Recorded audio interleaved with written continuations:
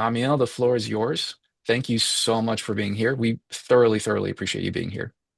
Fantastic. Hi, everyone. My name is Amiel Harper. Super excited to be able to join you guys today. I do have one ask.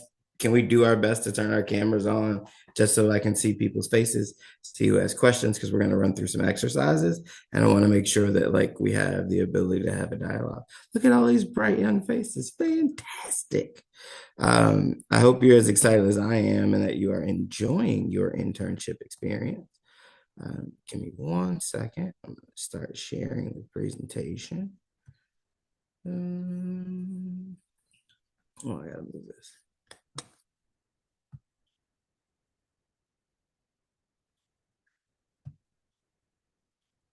There we go. Everybody see that? Yes. See, yeah, faces nodding. It all works. So like I said, my name's Amiel Harper. I'm super excited to be sharing this with you guys today.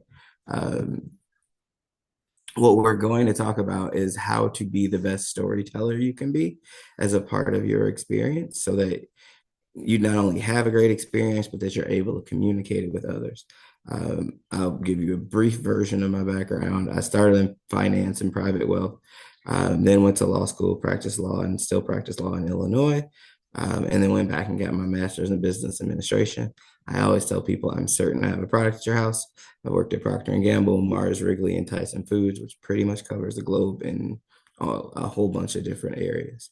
And so a part of my professional development personally, as well as the work that I've done with clients, has been about creating narratives that really last and create an impact. So let's talk goals. What I want us to be able to do today is help you craft your story.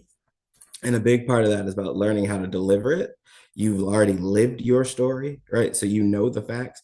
The upside of this, and where I want you to at least have a source of confidence to draw from, is that no one who you tell your story to knows the facts better than you do, right? Like when you're telling it, most of the time, it's their first time hearing it. And what's important about that is you're the expert. And particularly for young people who are starting their careers, being able to ground yourself and being the expert is really important. In addition to being able to know how to craft your story, I also want you to be able to adapt your story.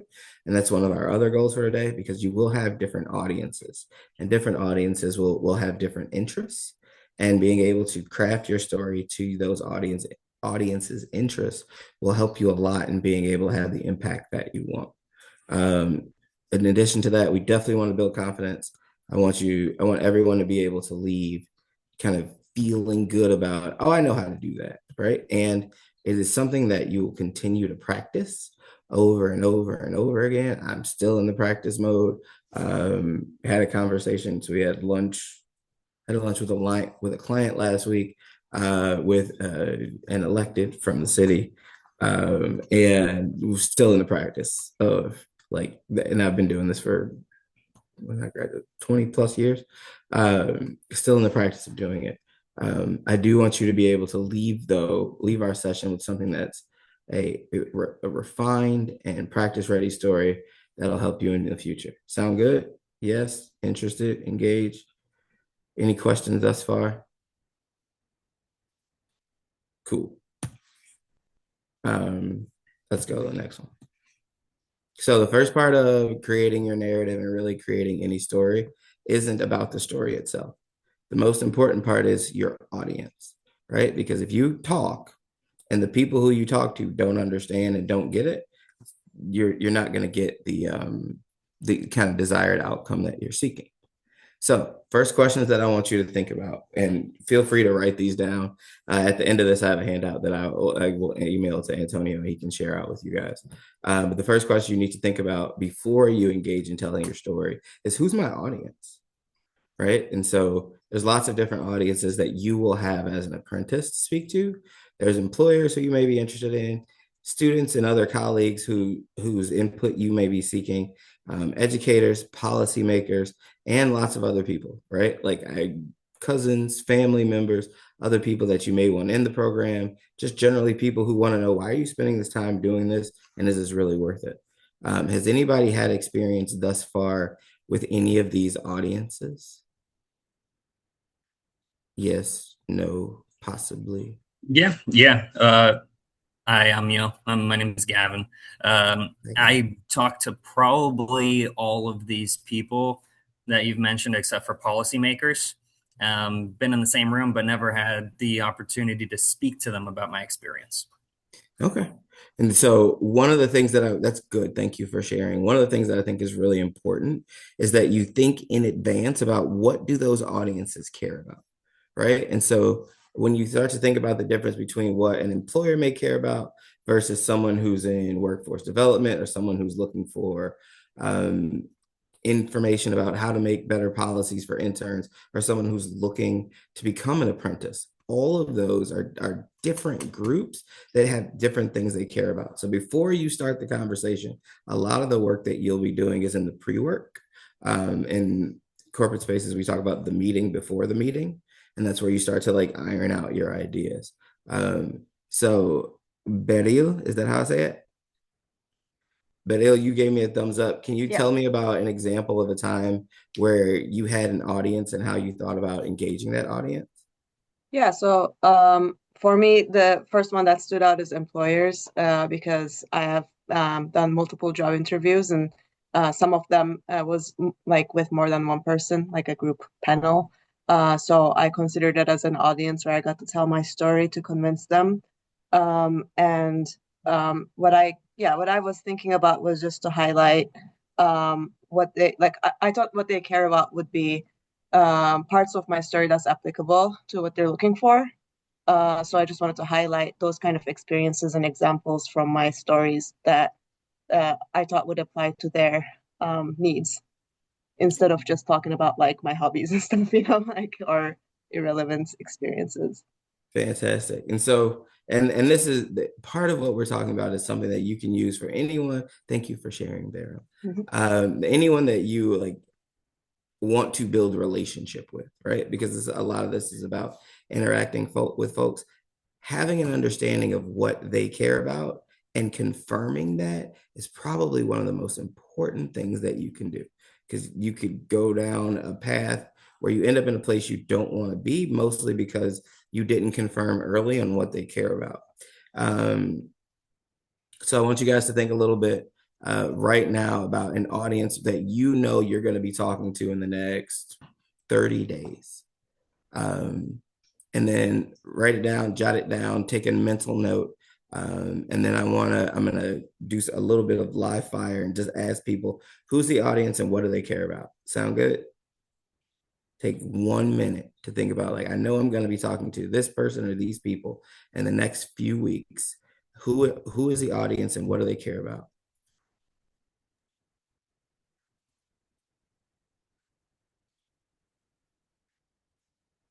Peter, you're up. Let's talk.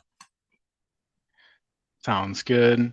So let's say in the next 30 days, my audience would be employers. Okay. And then what I think that they would care about, they would probably want to know the structure of the apprenticeship program at my company. Why? Tell me why they would care about that. To maybe take some of the, let's say like the apprenticeship model that we have, and then see if it applies to their company as well. Okay. So new employers that could engage with the apprenticeship model. And so Hmm. when you're going to be talking to them, one of the things that they're going to care about is, and I'll simplify, tell me if what I understood is what you said. Hmm. Like, how does this work for my company? Hmm. Right. Yeah, I would agree. So what are you going to tell them?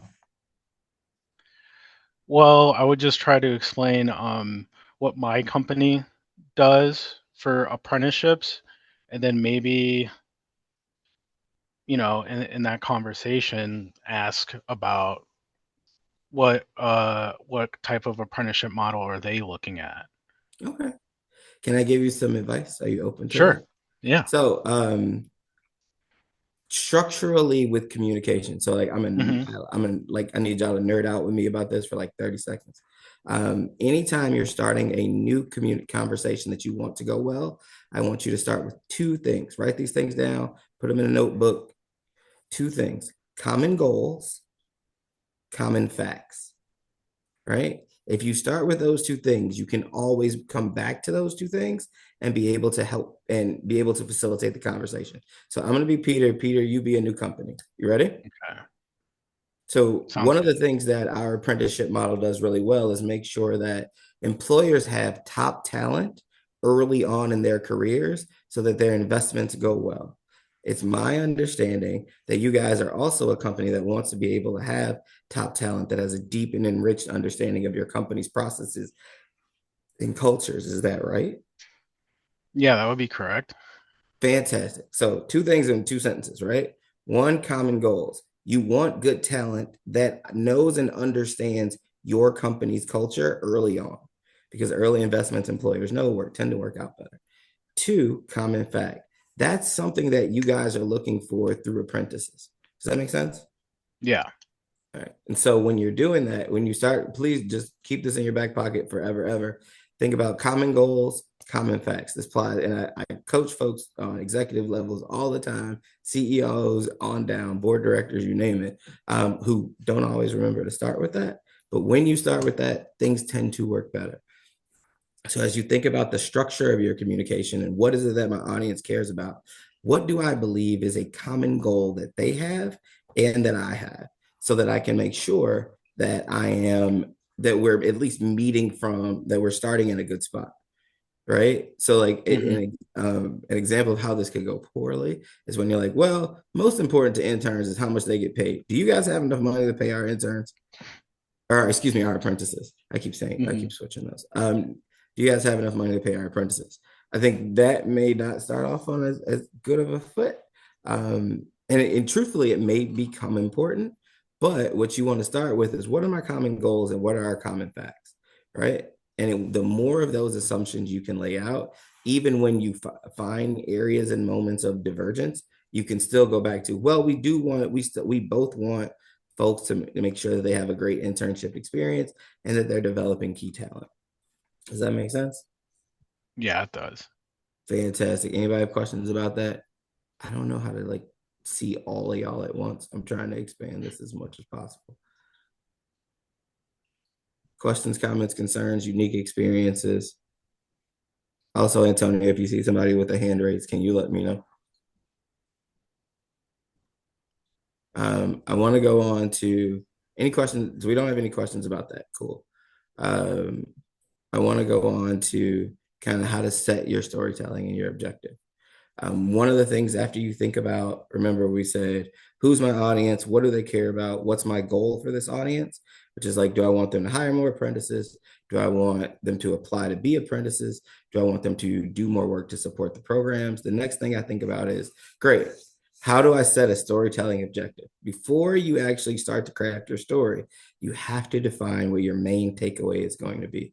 I ask my professional clients this all the time, like, but particularly when folks are interviewing, what are the 2 to 3 things you want them to know and be able to repeat at the end of your conversation, right? So if you think about like how you interview and when you interview with folks, what are the things that you want them to be able to leave the room, take with them, and repeat to other people, right? Oh, well, I like Gavin because he raised his hand early and really got engaged. So he's an engaging person. That's one of the things that I want people to know, right? And so what you have to craft in advance is the key message you want your audiences to remember. So can somebody give me an example of an audience of a message that they would want their audience to remember specifically about the apprenticeship program? Yeah, I can. Oh, Go for it, John. sorry. Yeah, one thing, because I've spoken about the apprenticeship program in front of employers and people at my current company. And one thing I remember, a message I wanted them to take away, specifically other apprentices. And I was talking to another batch of high schoolers as well, but I wanted them to take away that they belonged where they were, like they were there for a reason, and not to feel as if they did not belong. Because I felt like in the beginning I did deal with that a lot, as if I didn't think that this was. I think I was in over my head, or I had a bit of a imposter syndrome when I first became an apprentice. So I kind of wanted to spread the message of, you know, you are here for a reason. You belong to be here, and you should carry yourself with the confidence that you're here for a reason. So that was the message that I wanted to. That is fantastic. And so let's walk through it as we continue to build. Who was your audience? My audience was other apprentices. What do they care about? They care about being successful in the apprenticeship program, and I guess graduating the apprenticeship program. And so what was your goal for that audience? My goal for that audience was to have them be confident in doing so. I guess that was, and to tell my story. I guess that was also a goal, but mostly So you want your audience to lead with the key message of you belong. right. Fantastic. And so you told them all the reasons that you felt like, why they belong. The other thing that is a great example. Thank you very much for sharing, John. Mm-hmm. I want you guys to see, you already do some of the stuff, but the more you can tailor and structure it, the better off you are. Does that make sense? Yep. The next thing is your CTA or call to action. It's great that you give them a message. It's better that you tell them what you want them to do with that message. Mm-hmm. Right? And so, John, I'm gonna stay with you. Tell me what call to action you would want to have for your peers when you're talking to them about how they belong in an apprenticeship program. What do you want them to do? Yeah.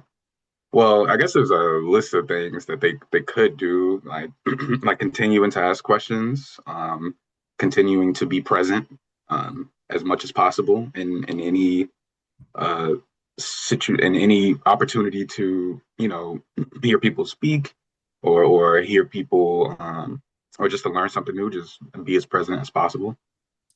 Fantastic. Anybody else? I want other people to chime in. Based on John's example, what is the call to action that you would create for an audience of your peers? Yeah, I would say just like to speak up, whether it's feedback or, as John said, questions. Okay. Anybody else? Where are we at? Kenya, what do you think? Yeah, I agree with what both John and Bureau, sorry if I said that wrong, what they said. I would also add that I want them to just acknowledge the fact that it goes both ways. Like, it's a symbiotic relationship that the employer would have with the apprentice. The apprentice is there to learn, and likewise, they're there to be loyal to that company and be molded into the type of employee that the employer wants. Okay. So I want them to come away with, number one, our message is you belong. Number two, I want you to remember that their relationship goes both ways, right? So ask questions. I'm going to summarize a bit of what John and Betty said, which is engage, right? So you belong, so you should engage. But also, I want you to remember that it's really important for you to understand that the employer gets a benefit too, right? This isn't like they benefit in addition to you benefiting. Yeah? Yep. Can I piggyback off of that? One thing that I think would be important is to let our apprentices know that not only do they belong here, but our goal is not just to throw them out to the wolves. Our goal is to bring them in so we can show them and work with them and provide them the skills that they need before putting them out to the workforce. And at the same time, be able to communicate to employers as well that this is going to be the best bang for their buck. We're wanting to start an apprenticeship with them so that we are giving them skilled labor, which would be a great return on investment for them in the long haul. So that's kind of where I am. It's like, I want them to know that they belong here. I want them to know that they don't have to have the set of skills that they see. I mean, I know it's intimidating, that it's something that we are going to provide for them, and that we are also here for them to lean on as well. It's not us just saying, this is what you need to do. No, now go out there and get it. In my case, I had a really great teacher in my apprenticeship where not only did he give me the skills that I needed to be able to go out to the field and do my position and do my job, but I was also confident in knowing that if I ran into a situation where I was not comfortable or I was not familiar with, I had him to back me up. I could call him, I could call the school. I had somebody that was a support to me. I know that it can be intimidating, especially for kids. You don't want your employer to think that it's hard to ask those questions to your employer because you are afraid that they look down at you or that they will find you more incapable, or it can be intimidating. So I know having a teacher within my apprenticeship that I was able to fall back on and lean on and be like, hey, I just have a certain question about this. I want the kids to know that that's part of your apprenticeship. That is something that we will provide, is that support. Fantastic. Thank you, Christina, for chiming in. Ashley, you had your hand up. Do you still have your hand up? Because you took it down. Oh, sorry, I was still clapping up. What she was saying. Oh, fantastic. So yeah, again, one of the things that we talk about is like, hey, what is the key message I want you to know, remember, and take with you? The other thing is, what action do I want you to take? So I'm going to take Christina's example and add it to what we're talking about, and say that in addition to, feeling like you're engaged, feeling like you're empowered, I want you to ask questions. Does that make sense? Like, I want our folks to be able to say, not just that, hey, this is a good relationship for both, but ask questions. One of the things that you should do, call to action, is engage and ask questions. And there's lots of good reasons for that. So as you're setting up your story and your storytelling objective, key message I want my audience to remember is like, you belong. One of the call to actions that you should have is ask questions to show that you're engaged. How's this feel so far? Cool? Yay. Thumbs up. All right. So we've done the internal thinking. Let's go on to the next stage of this. 3-part storytelling framework that'll help a lot.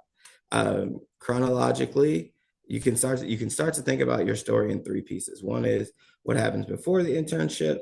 Where were you before? What did you gain from having during the internship, and then after, right? And so all 3 of these pieces are pieces that are important. Remember, your audiences matter a lot, because you're going to tell the story a bit differently depending on who the audience is. Does that make sense? Yes. Sanaya, you gave me a thumbs up. You want to give it a shot? Yeah, so before my apprenticeship, I was actually in high school because right after I graduated, I joined Zurich, and some of the challenges and uncertainties I guess I faced was the thought of having to take out a loan to go to a 4-year university.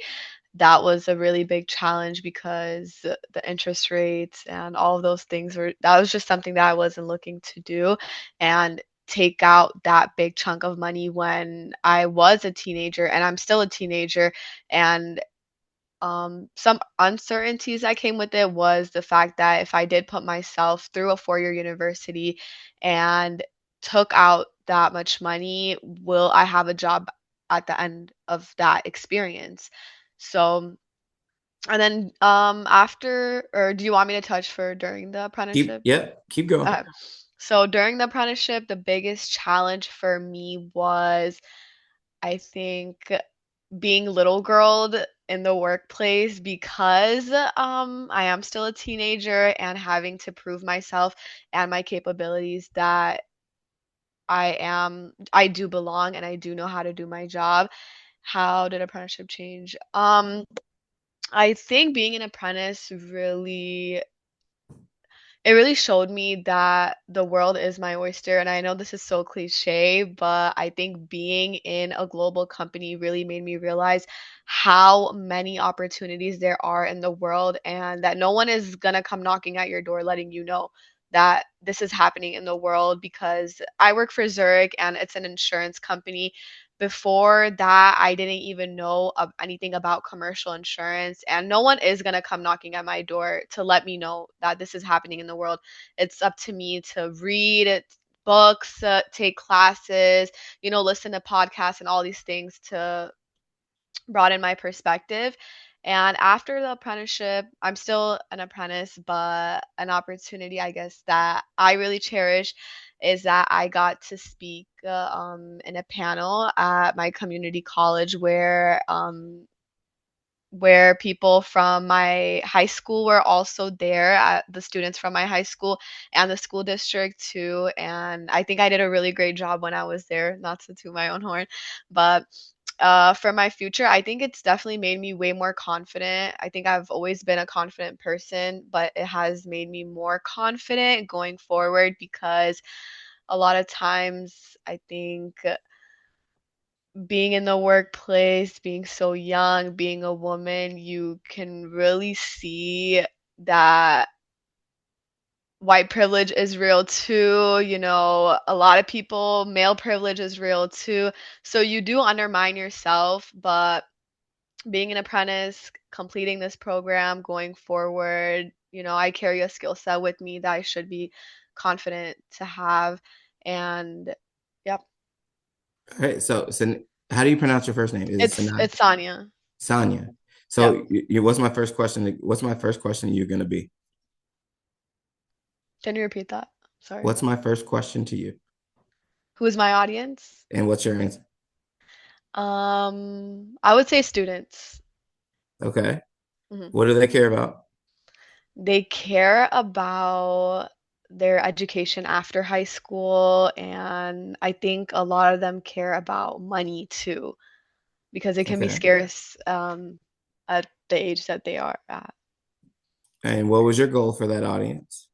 My goal for that audience was for them to know that there are things out there for them that aren't just the traditional path. Perfect. So is that our key message? Yes. And what do you want them to do?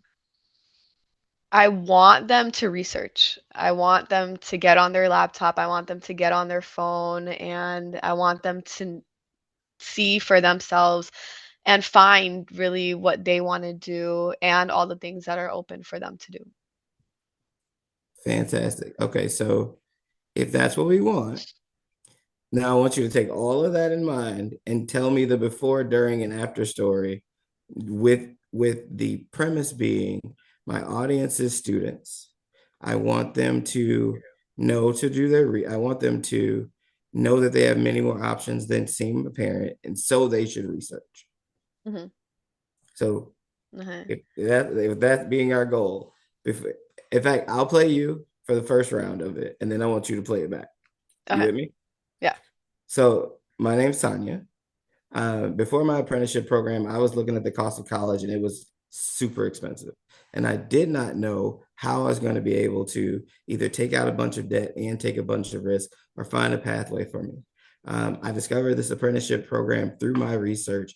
And during my apprenticeship, I was able to learn a ton about not only myself and how I should be more confident because I do have valuable marketable skills, but also about all of the opportunities that exist in companies and how a career path can be made for me so that during my apprenticeship now and even after, I see the world totally differently because I know that I am a valuable add to an employer and that employers have value to add to me. So if I were me a year ago sitting in that position, I wish I would have started doing research earlier. And so my invitation to everybody in the audience who's a student is to start doing your research now so that you can learn more. How's that feel? No, that sounds really good. So you do it. Okay. Hello, everyone. My name is Sonia. Before I was an apprentice, I was a high school student worrying about having to take out loans and juggling the uncertainty of the workplace. And during the apprenticeship, or sorry, as an apprentice, I learned that there are many opportunities out there in the world for me to pursue. I would like to I would like to invite everyone to do their research while they are still in high school, to know that there are many opportunities for you to pursue that aren't the traditional four-year university, and know that they have skills and they are a valuable asset for any company or any organization going forward. I don't know if it was as good as yours though. How do you feel doing it? I feel good. Definitely need some more practice though. You're getting applause from the audience, so I think that you Thank did you. well. Thank you. Is this something that you guys think you'll be able to do? How do you feel about creating the structure? I really like the structure. I'm actually writing it down to share with the rest of my team too, because this was something that I wanted to take out of this whole experience, because I feel like I do have a story to tell, but I don't know how to deliver it. I don't know like the execution. So I really do like the message that you're sharing and how you're giving us an outline to share our story going forward. All right. Well, you primed that up perfectly for like, okay, so how do we deliver this? Things that you should remember. Speak clearly and confidently. Um, Posture matters a lot. There's if you, I'm sure you guys are on YouTube more than me. If you look up TEDx talk and the phrase power pose, um, you will get a whole bunch of information on how your brain works with how your body is positioned. Um, and so body language matters a lot. Also, I want you to think about how you can keep your story brief. That's why the structure matters so much, because the more that you put into it in advance, the better off you will be at telling that story in 1 to 2 minutes.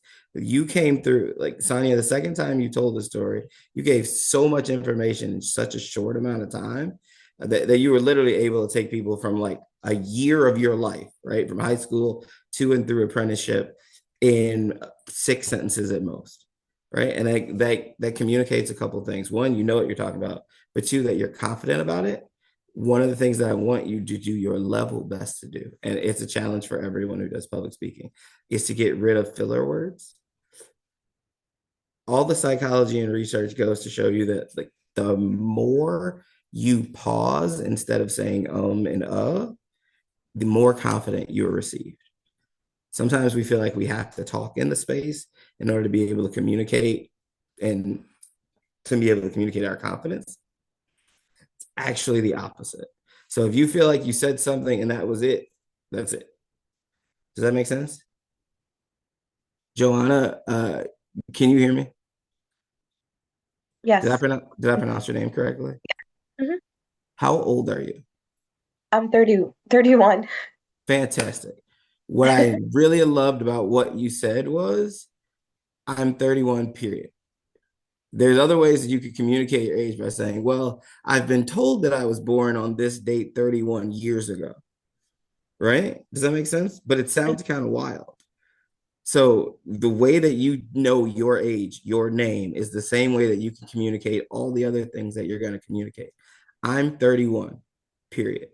Does that make sense? Yes. So I want you to be able to think about ways that you can be concise, but also ways that you can be confident in your speech. And I'm saying it specifically for women because we socialize y'all all the time to think you have to double talk or prepare for people's rebuttals before you get started. Just say it as it is. Just say it as it is. So, and a big part of that is like, I'm 31. That's it. I am an apprentice at, or do you have an apprenticeship right now? No, I already graduated. Oh, you graduated already. Where was your apprenticeship? So mine is the workplace that I work is called Educare Wester Page. It's a Head Start program, and I'm a teacher assistant now. But before I started, I was a teacher aide. Fantastic. So you're up because I know you can speak confidently and clearly, and share with your body language. Keep your story brief. Let's run through it. You ready? Okay. All right, give me 1 second. Pick an audience. Students. Great. What do they care about? Learning hands-on. And so what's your goal for this audience? That they learn well on the job, learning on the job, gaining Okay. skills on the job. What's your key message? Mm.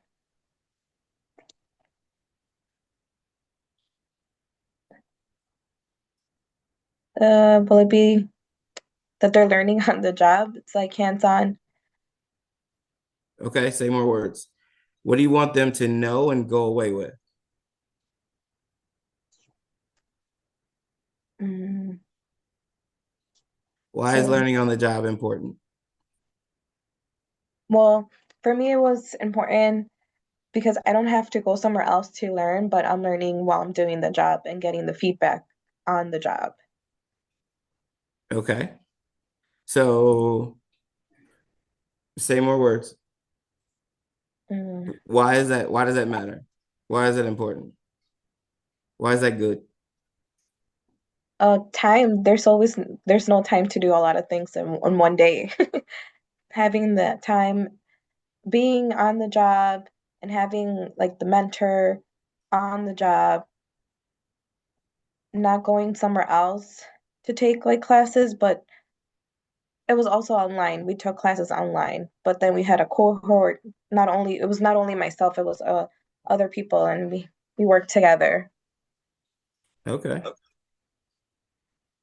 So what's our key message? Will it be your Like, I want you to think about after they talk to you, what's the one thing they're going to go when their friends are like, how was it? What are they going to repeat to their friends? that they're not alone, that it was I need a minute to think. Okay. And what I think I hear you saying is it's a good learning environment because you learn a lot fast. Yeah, Is that yeah, good? yeah. So what should they do? They should join. All right. Be a part of it. Fantastic. So you should be a part of it. Hmm. You ready? Okay. You're doing great. Like it feels like you're like, oh, this is struggling. But then also, just so you remember, this is the worst you will ever do it. Literally every time after this will be better. So for a group of students, sorry. For a group of students who cares about being able to develop job skills, who I want to know that apprenticeships offer those job skills in a way that our key message is that it's efficient and that they learn with a group so they're not alone. What do we want them to do? Apply for the program. Hmm. So let's tell them a story. Before the apprenticeship, I work at Educare as a teacher aide. Um, some of the challenges were going back to school and finding the time to go back to school. What are the biggest? Mm, how the apprenticeship gave me skills. I gained skills on the job while on the job, and the opportunities that I got after the apprenticeship was I got more credentials. I got a credential and about to get my associates in early childhood, and now I'm a teacher assistant. Fantastic. So I went from not being sure about my skills on the job to not only having the skills, but being hired to do the job as a TA, Mhm. right? Yeah. That didn't take you very long to do. How do we feel about it? Better now that I went through it. Okay. Every time I want you guys to practice this, and because we're on Zoom, I'm gonna save you. I don't have like 30 breakout rooms for y'all. But I want you to hold yourselves accountable to practicing this with someone else over the next week, right? And when you do it, I want you to think about 2 stars and a wish, right? So practice telling your story. What did you do well? And ask the person who you're telling it to, what do they think you did well? And then also think about one area in which you can improve. Does that make sense? Yeah. Fantastic. Before we go to the final, I want somebody else who hasn't spoken yet to do a run through. I can do a run through. Fantastic. Let's go. Who's our audience? Oh, and you cannot pick students as an audience. We did that like 50, 11 times. It would probably be the like higher ups in my company that I work for. Fantastic. Like tell them how they can improve the classes that we take at the college to make them more tailored for our program, for like the like specific types of equipment we're going into that we're going to be working on in our Fantastic. dealerships. So, Jared, who's this is the employers at what? Where do you work? I work for Berkey's. Okay. Berkey Farm Store. So, what do the higher ups at Berkey's care about? I would think they want us to come out as educated as we are, or as we can, on case equipment. So, like, as much information that we can learn about it that will help us in our future. Why do they care about it? Because when we're working in their dealerships, we're going to be working on the equipment all the time. So they want us to be the best at it we can, so that we can do our jobs efficiently and effectively. So those words, the last part that you said, I would put at the very beginning. What do they care about? They care about efficient and effective apprentices. Yes. Right? So what is your goal for this audience of employers who at Berkey's who care about efficient and effective apprentices? What's your goal?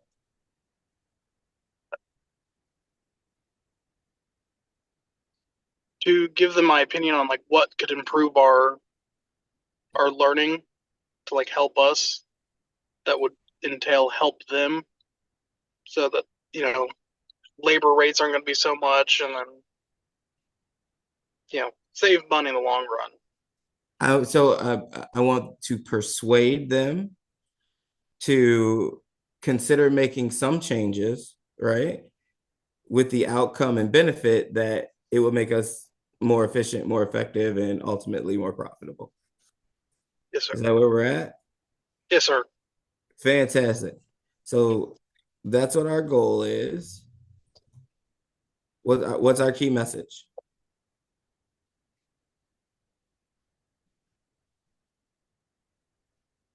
Improving our education in a way that makes it easier for us to like do our jobs. Will what?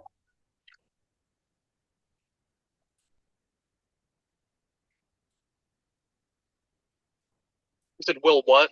Yep. What will that do?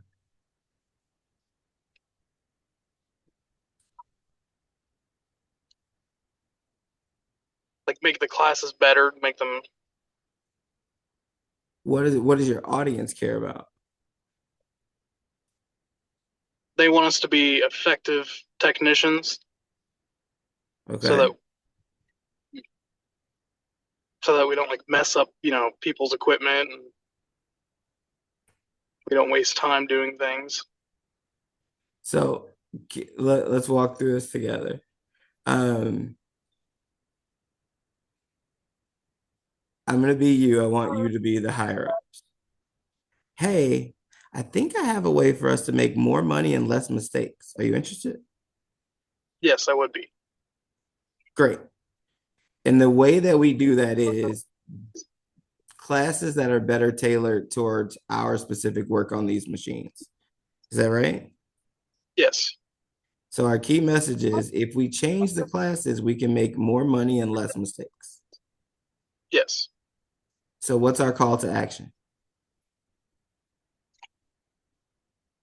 Would it be to like change how the classes are tailored, make them like more specific to, say, case equipment, not like different types of brands, since we are a case dealership? That makes sense. So then we have our, where'd you go?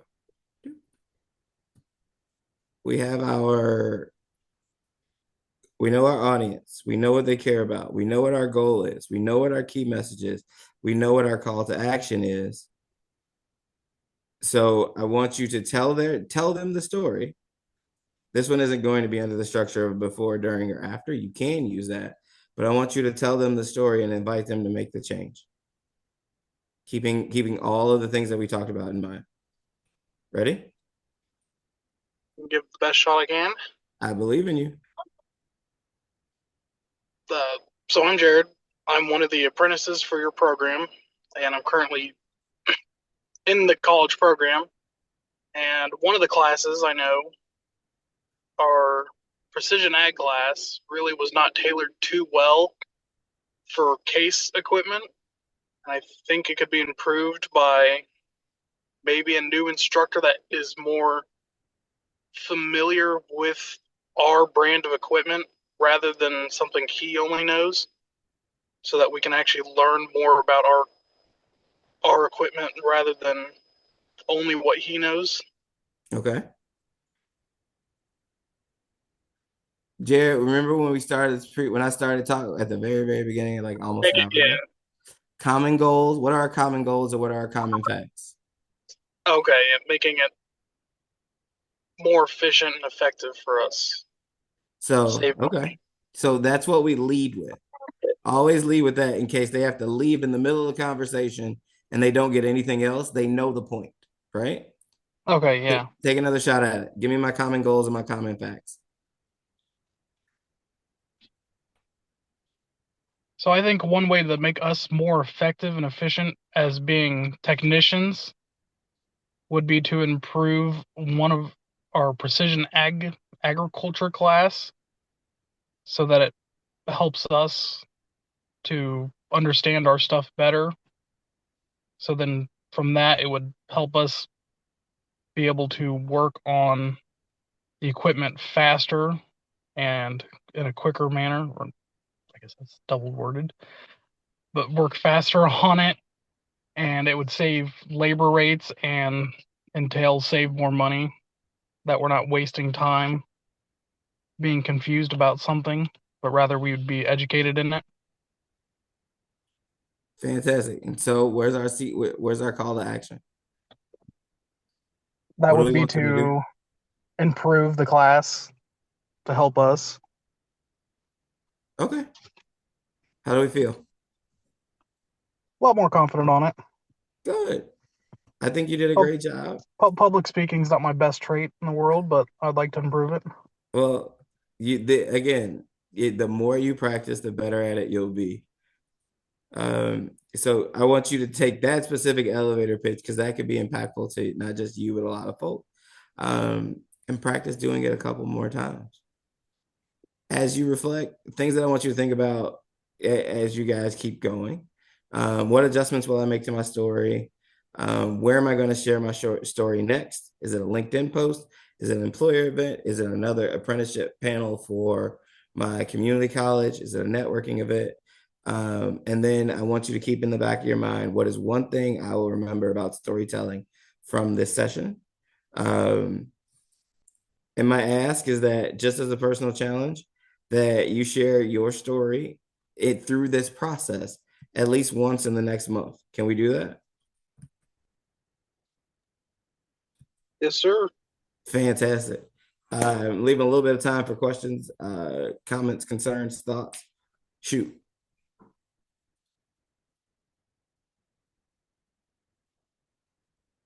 No question, but I want to thank you for helping me have I guess a template to take into me sharing my story, because I've shared my story in many like panel talks and events, but I never really had like a formula to do so.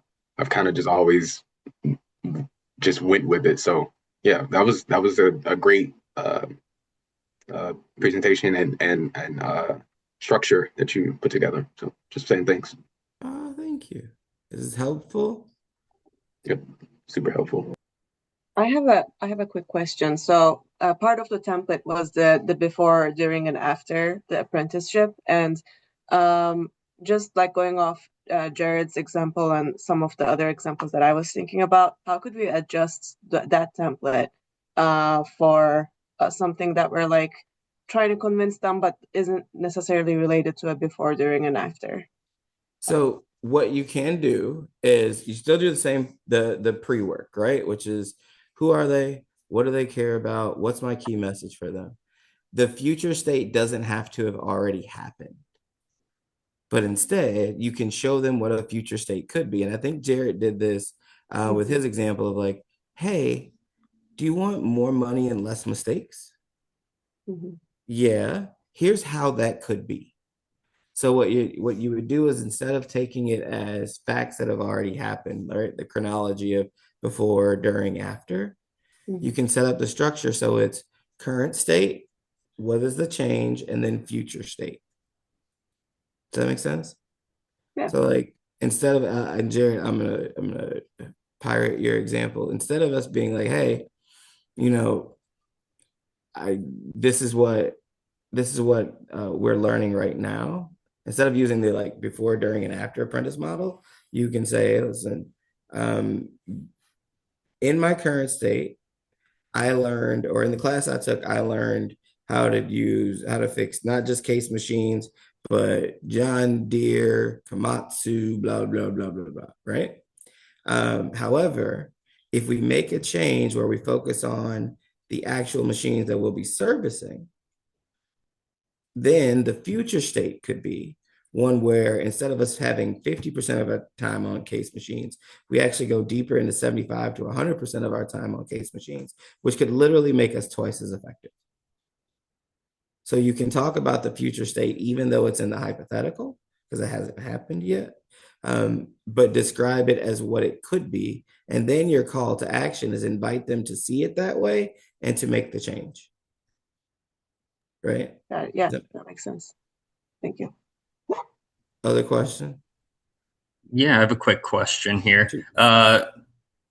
What other resources would you suggest for those of us who are looking to build our communication skills up to the point where this is more comfortable for the majority of us? I dropped one in the chat because I think that it's a huge, huge help. It's called Think Faster, Talk Smarter by Matt Abrahams. But I was wondering, with your experience, what resources could we use to help us become better communicators? Oh, there's probably a big bibliography. One of my favorite books is a book called Getting to Yes. It's actually a negotiation book. So my background is, I told you guys I went to school a lot, but both my law school and my business school, where I got my MBA, we both use this for negotiations. There's also another book called Getting to Know People. And I'm sorry, I forgot the authors. They're around here somewhere. Which helps you get a better and deeper understanding of others, which really helps you with kind of that initial grounding work of like, who are these people? What do they care about? Let me think. I'm going to come up with some other resources, and when I send the email out after this, I'll include some of those, some stuff for you to read. So also, like, I'm a big nerd for like free stuff. My daughter told me that people say YTU, YouTube University. There's lots of fantastic like TEDx talks, TED Talks. I don't think you can look at mine if you want to. That help you think about like the structure of communication. There's also, if you want to like super nerd out and get deep with it like I do, there's a medical journal called the Journal of Neurolinguistics, which has lots of fantastic resources in there for you to think about like, hey, like you're right, TED Talks are great because it's like a super primer in a few minutes. That's an opportunity for you guys to like kind of see what interests you. But you have literally all the information available to humans ever like at your fingertips. So I would say start with YouTube, start with those books like Getting to Yes, Getting to Know People. There's another book that's a part of negotiation called The Power of a Positive No. it'll help you later in your careers as you start to think about like jobs that I don't want to take, but how do I tell someone no in a way that doesn't damage or harm our relationship? Those are some that come top of mind, but I'll look and get you some resources. Awesome. Thanks. Is the getting to know people one by any chance called How to Know a Person? Yes. That's okay. Yes. Amazing book. I was gonna say the same thing. It should be by David Brooks. David Brooks, that's right. That's one of the books that has changed my life, so I highly recommend it. It is a wonderful read, and you'll notice how differently you interact with the world when you'll be so much less transactional. It's a fantastic read. What else? Other questions, comments, concerns? Thank you for the recommendations. No problem. Yeah. Thoughts? Anything else I can do for y'all in these last few minutes? That book was called Getting to Know what? Wait, what is the name? Getting to Yes. That was Beryl. Beryl had the title for that. Hey everybody, I'm sorry I was late. So Getting to Yes is one, Power Positive No is one, and How to Know a Person by David Brooks is the third one.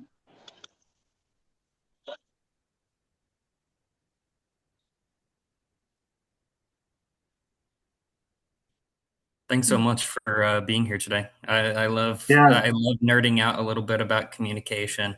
So I'm glad that you do as well. The frameworks that you provided were excellent, and I can't wait to implement them in my apprenticeship. Fantastic. I'm excited.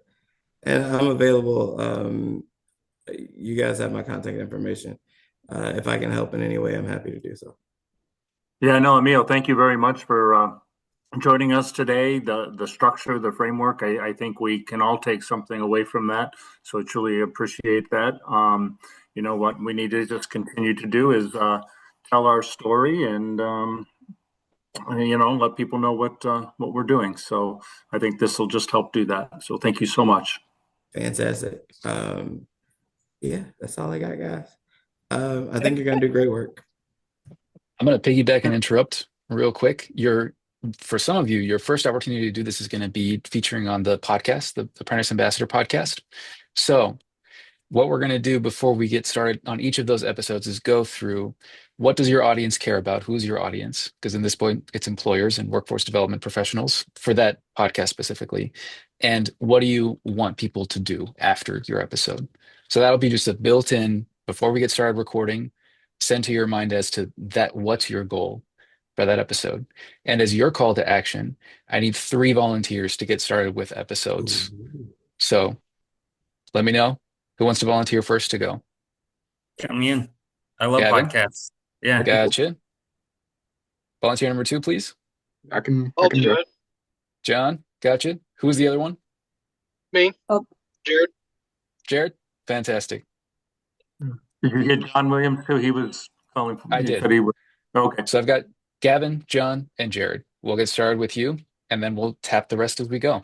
The Can goal I is make to have, one ask? Yeah, absolutely. Each of you gentlemen pick a woman who will go next. I love that. Right? Nope. I'm gonna pick Sonia because Sonia was brave enough to speak up today. Thank you. You don't have to pick it now. Figure it out. But you got 6. And then you can figure out how you want to balance those 6. But yeah. Good job, guys. I'm really excited for you. I think Thank you so much. Thank you. Thanks, everybody. Thank you. Thank Thank you. you. Yes, thank you, Enjoy everyone. the rest of your day. Bye. Take care. Thank you.